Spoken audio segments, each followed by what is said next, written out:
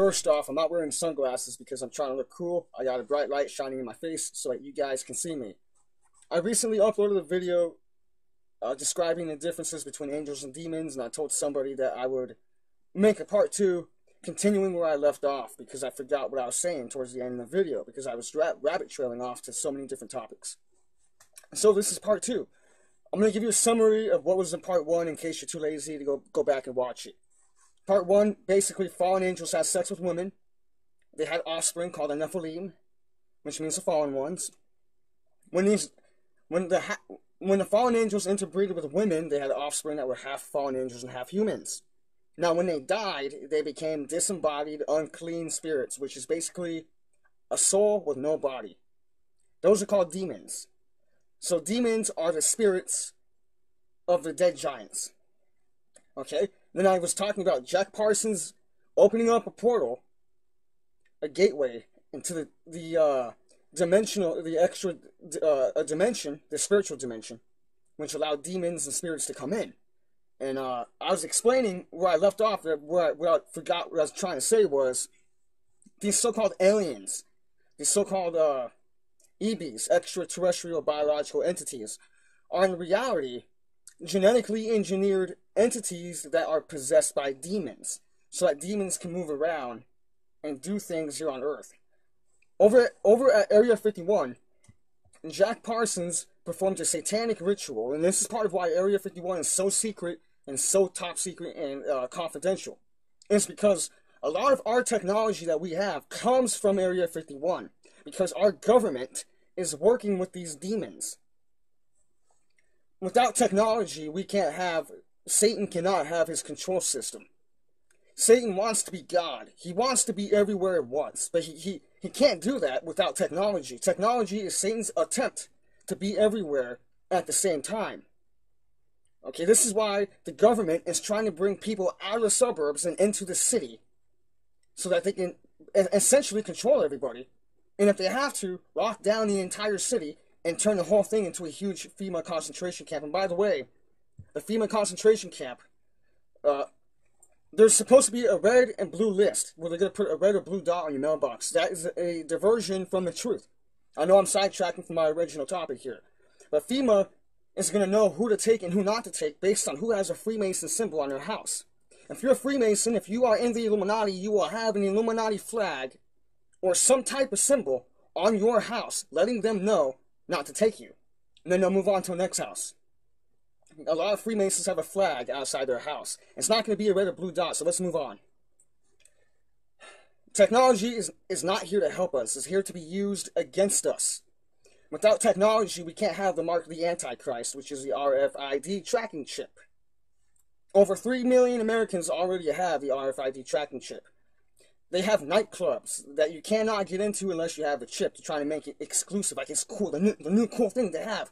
And they will integrate technology, incorporate it to work together with this chip. You can turn on lights. You can walk up to your house and the house will detect your chip and the lights will turn on.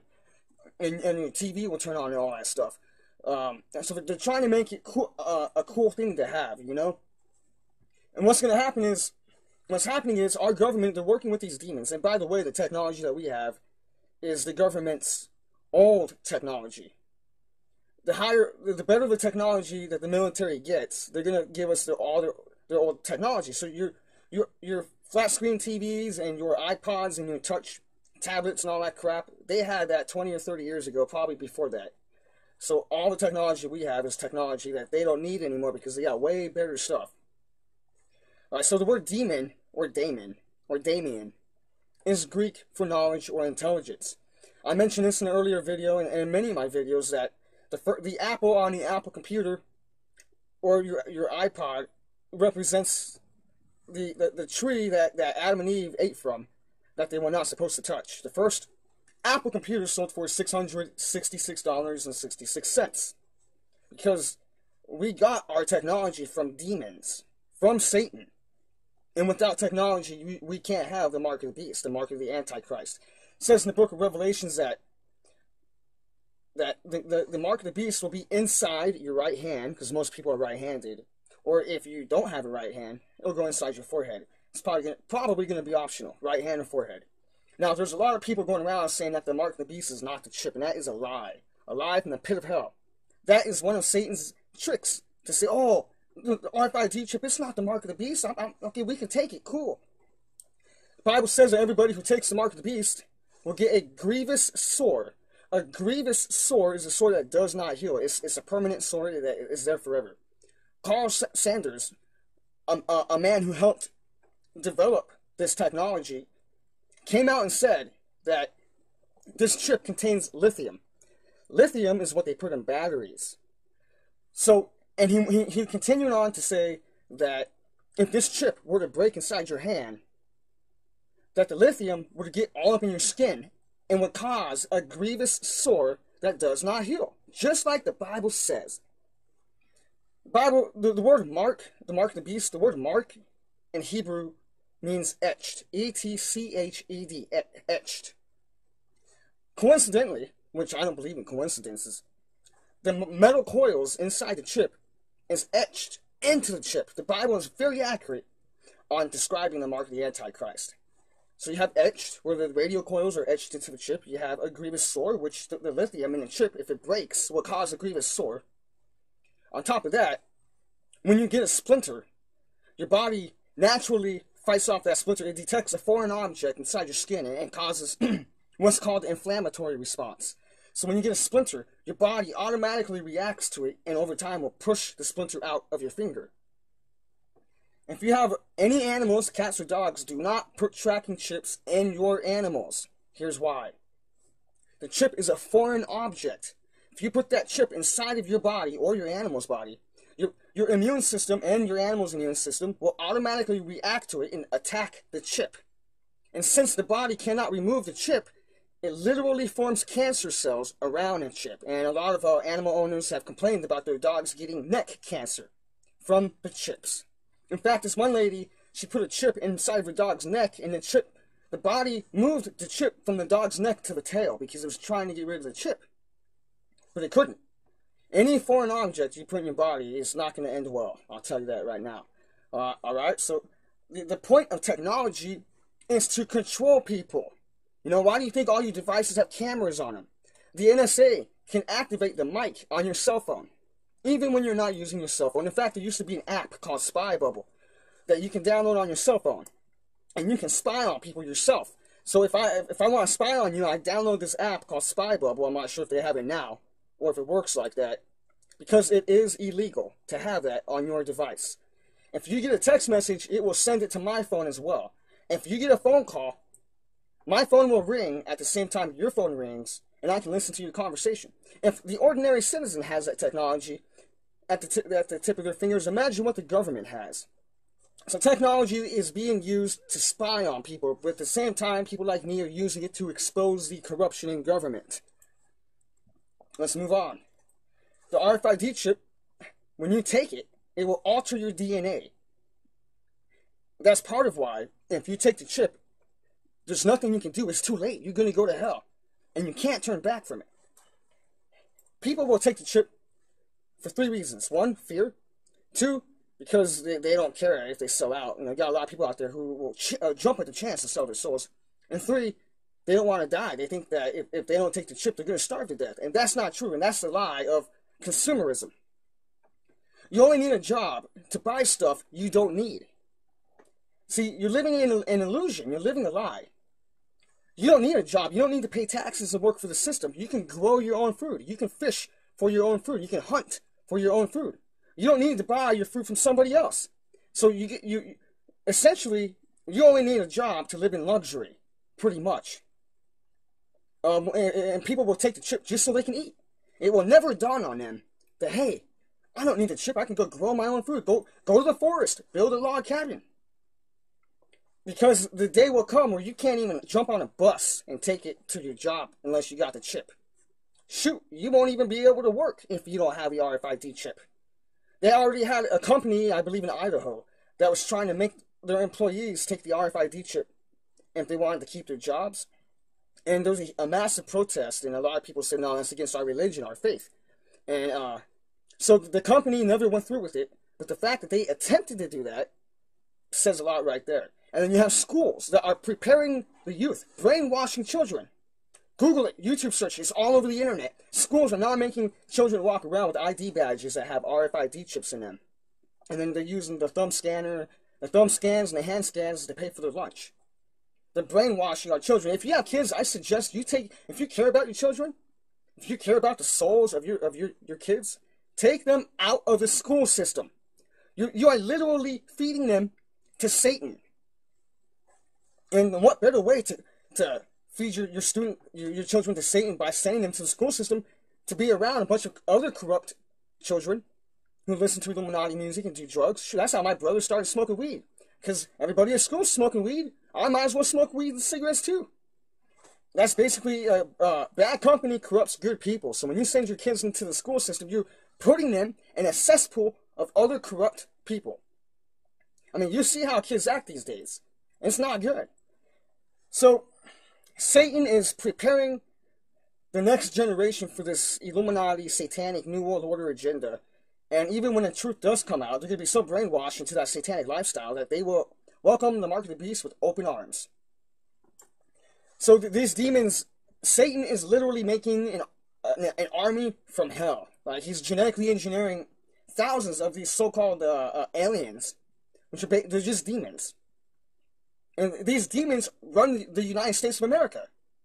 They are running this country from behind closed doors, and that goes back to Ephesians 6:12, where we wrestle not against flesh and blood, but against principalities, against the rules of darkness, against the wickedness in high places, rulers of the air.